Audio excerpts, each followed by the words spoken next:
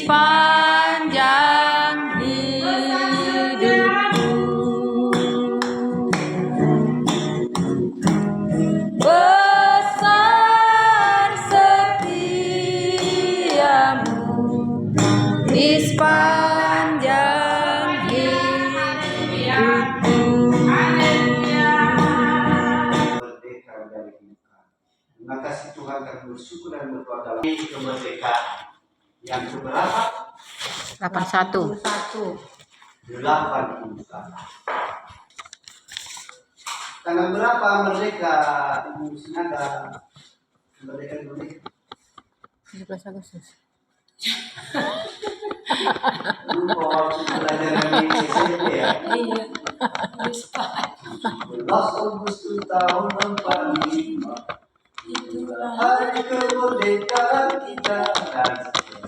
Nah, jadi saat itu waktu merdeka ada gentar bendera yang dan diproklamirkan oleh siapa?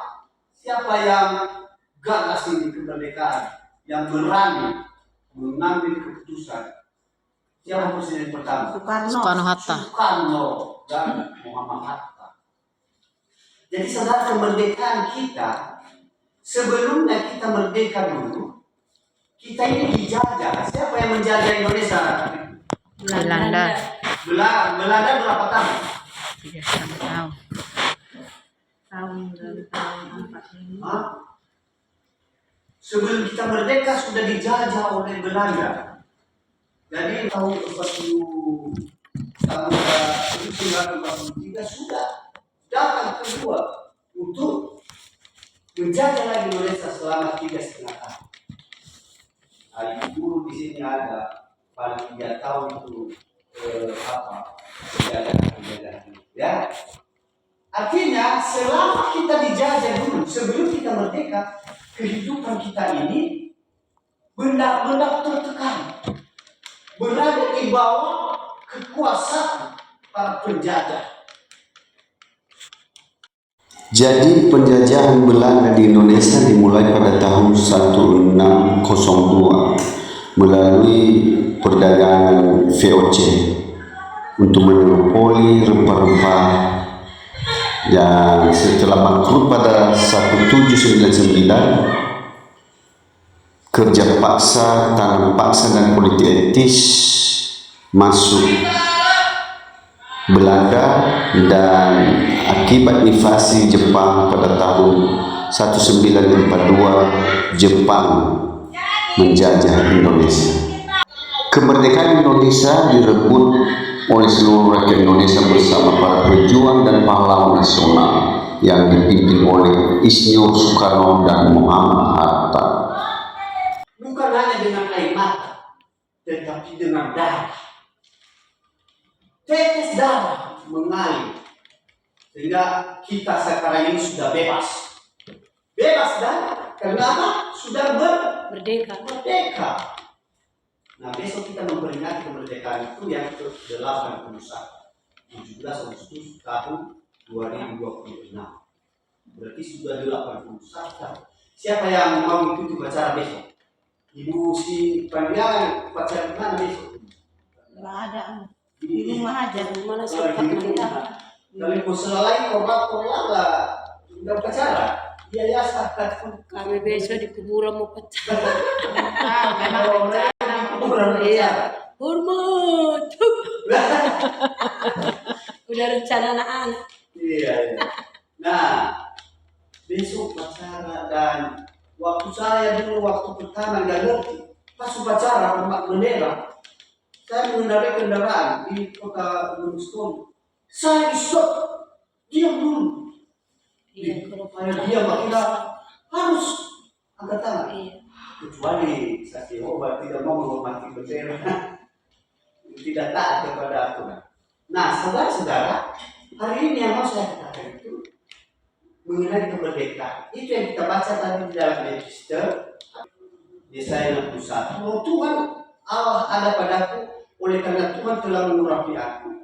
Ia telah mengutus aku untuk menyampaikan kabar baik kepada orang-orang yang sengsara, merawat orang-orang yang lemah hati, memberitakan kebebasan kepada orang-orang tawanan dan kepada orang-orang yang terkurung kelepasan dari penjara. Siapa yang menjaga sekarang kehidupan orang Kristen?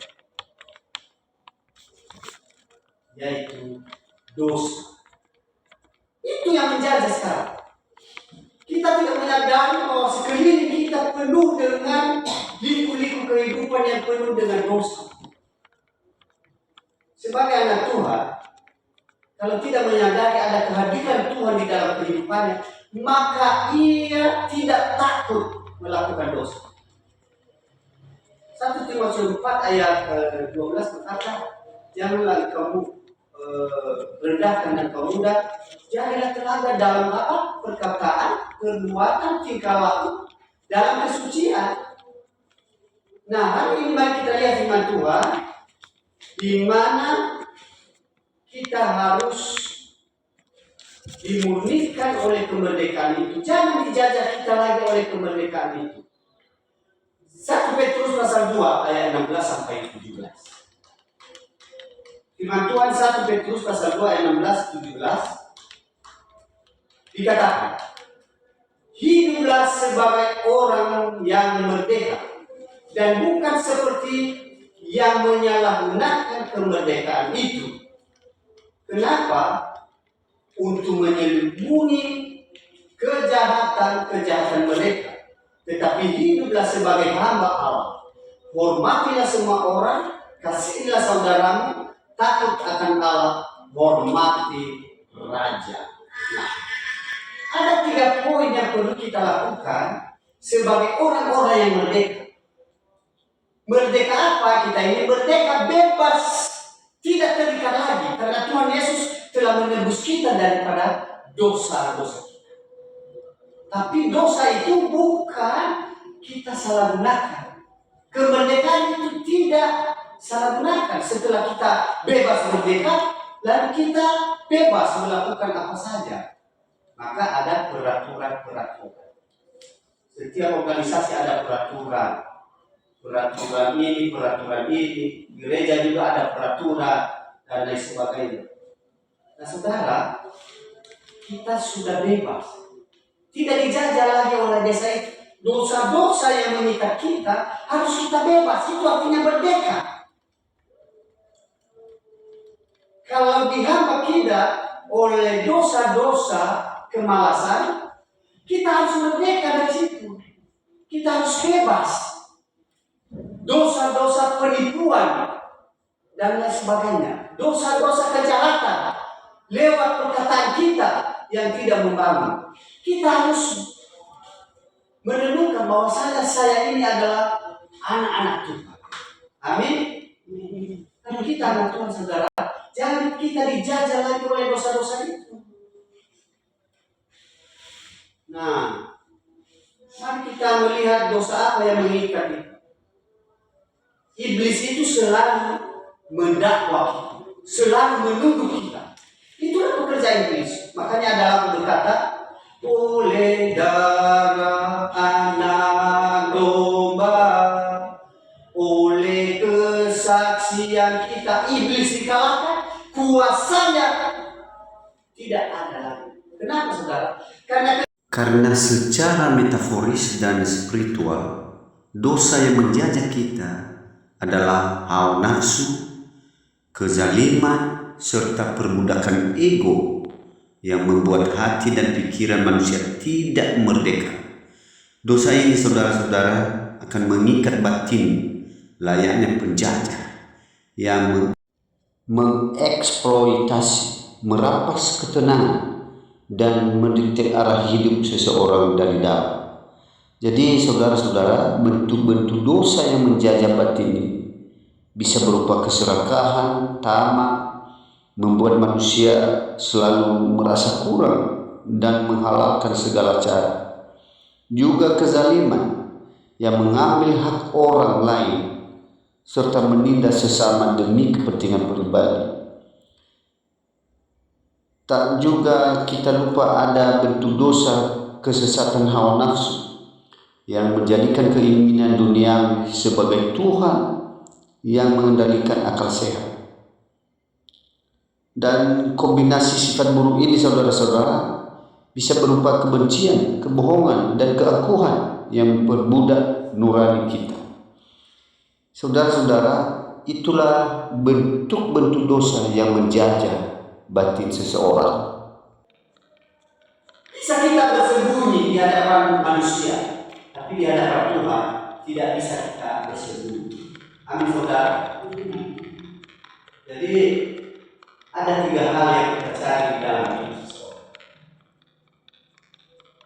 yaitu 1, kecerdasan, 2, kerja keras, dan 3, integritas.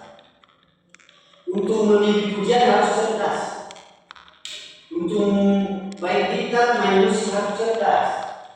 Untuk bersaksi juga harus cerdas, penuh hikmat dan bijaksana.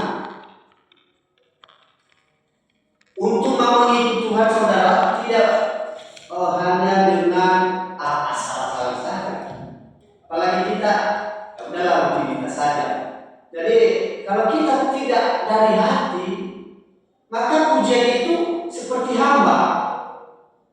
Artinya tidak ada kepuasan batin di dalam penyembahan. Dalam ibadah kita tadi, kalau selalu saya memperhatikan sudah lahir, kita 2 kali menyembah Tuhan di awal. Mari nikmati penyembahan itu sebelum firman Tuhan lagi ada penyembahan. Penyembahan itu bukan berdoa dan bukan meminta-minta, tetapi bagaimana kita menyembah Tuhan kita, Tuhan yang luar biasa. Jadi ini harus kita perbaiki juga. Ada saatnya kalau doa pembukaan, apa yang kita mau di dalam doa pembukaan itu, yaitu Tuhan kita serahkan ibadah kita di dalam tangan Tuhan. Bukan berdoa syafaat. Itu menunjukkan kecerdasan. Kalau berdoa syafaat, apa artinya syafaat? Siapa yang tahu syafaat itu artinya? Bersyafaat itu adalah mendoakan yang lain. Siapa yang kita doakan? Pemerintah kita, supaya baik-baik pemerintah kita, supaya presiden kita ini bagus membawa negara ini kepada kerakyatan yang berhikmat dan bijaksana. Gitu juga kabinet-kabinet. Kita harus mendoakan pemerintah. Jangan-jangan kita tidak pernah berdoa bagi Indonesia ini, maka kita bilang, wah begini, begono. Kita perlu berdoakan pemimpin-pemimpin kita. Selain pemimpin di pemerintahan, pemimpin rohani kita. Apa kata Ibu Silalaga? Kita berdoa untuk Partai Lombardo. Kenapa? Karena dia adalah pemimpin kita yang membawa kita dari awal. Sekalipun tidak ada yang tepat dari BK untuk kesehatan. Itu kita doakan. Apa yang kita doakan? Supaya dia sehat. Apa yang kita salah lagi berdoa untuk Opujika, supaya Opujika itu kuat. Udah di sini lututnya tadi katanya berat sekali, tidak bisa berdiri dia. Jadi kakinya diangkat di kursi. Kami berdoa sebentar di rumahnya sebelum balik. Saudara-saudara, kalau boleh nanti setelah ibadah kita lewat sebentar, kita berdoa lagi untuk ibu. Karena kita jangan nanti gini, hanya sedikit kita, rasa kepedulian kita pun sedikit juga. Apa salahnya? Lintas sedikit, kita belok sedikit aja, kita berdoa supaya Tuhan menjawab doa. Siapa tahu dengan doa-doa kita, anaknya juga bisa selamat. Yang Islam itu. Karena gini saudara, Injil itu, makanya Efesus pasal 2 ayat 8-10 berkata, kamu diselamatkan oleh iman. Itu bukan hasil usaha, itu mencapai surga, bukan hasil usaha. Tetapi itu pemberian Allah, anugerah Allah. Itulah Injil. Tetapi kita yang sudah menerima Injil ini, yang sudah menerima keselamatan dari Tuhan itu, kita wajib melakukan pekerjaan-pekerjaan yang baik. Artinya apa? Mengajak orang, berdoa kepada orang, melayani orang lain. Itulah pekerjaan dan pelayanan kita. Makanya dikatakan dalam episode itu punya bagus sekali kan itu ya. Dikatakan merawat orang-orang yang rendah hati. Jangan berkata, Tuhan, Hati saya akan masih lembut. Gimana merawat yang di belakang sana? Puji Tuhan sudah ada komunikasi sekarang. Ibu Silalahi bisa sampai ke belakang sana. Artinya ini, tinggal kita merawat. Sudah dikasih tunjuk Tuhan. Ada jiwa-jiwa di belakang sana. Tinggal bagaimana apa jadi kebaktian minggu depan di rumah jiwa baru itu, Ibu? Belum ada informasi. Jadi nanti kita bahas. Artinya gini, kalau ada kesempatan kita bisa memberitakan ini kepada mereka, itulah buah-buah yang harus kita lakukan sebagai orang yang sudah duluan diselamatkan oleh Tuhan. Hari Sabtu yang lalu waktu semi KKR di sini, saya katakan kita ini merantau di dunia.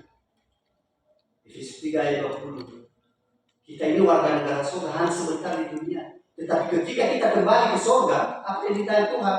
Berapa buah, berapa jiwa yang kamu bawa kepada Tuhan? Lalu kita berkata, oh Tuhan, kupikir-pikir hari itu, siapa yang aku ajar? Iya, mau kesana kian aku hari itu, tapi kesibukan juga, gak jadi-jadi. Rupanya orang yang kita harapkan dadakan sudah meninggal dunia. Maka, apa kata Tuhan? Pertanggungjawaban ditanya kepada kita. Jadi bukan main-main saudara. Artinya gini, semua yang baik kalau kita tidak melakukan adalah dosa. Jadi mari kita memberitakan Injil. Apalagi kata menyampaikan kabar baik kepada orang-orang yang sengsara. Sengsara karena dosa. Tidak kasihankah kita melihat orang-orang itu? Ya. Setiap hari apa kerjanya? Duduk di warung, lalu sekitar ini sudah ada ibadah kemarin. Tapi apa dampaknya dari ibadah itu? Kalau kita diam, maka tidak terjadi apa-apa. Karena kita berdoa, tapi orang itu harus ada tindakan action kita. Makanya dikatakan pergi, jadikanlah semua bangsa murid. Artinya ada tindakan yang harus kita lakukan untuk pergi ke tetangga kita dan sebagainya. Selain menyampaikan kabar baik, apa kabar baik itu? Yesus adalah keselamatan. Tidak ada jalan yang lain selain Yesus. Apalagi yang mati untuk memberitakan pembebasan kepada orang-orang tawanan. Nah, saudara, orang yang ditawan iblis itu, yang tidak bebas itu, kita yang memberitakan. Sehingga mereka juga mengalami kemerdekaan. Amin. Jangan hanya kita yang sudah merdeka, sudah mengalami kasih Tuhan, orang lain tidak merdeka. Saudara, kekuatan itu berasal dari siapa? Dari Tuhan. Orang mencari ini itu segala macam supaya kaya. Dia tidak tahu bahwa kekuatan itu berasal dari apa? Dari Tuhan. Dari mana sumber berkat itu? Dari Yesus, dari Tuhan. Tetapi dia lupa mencari sumber daripada berkat. Makanya di dalam tidak, itu apa gereja?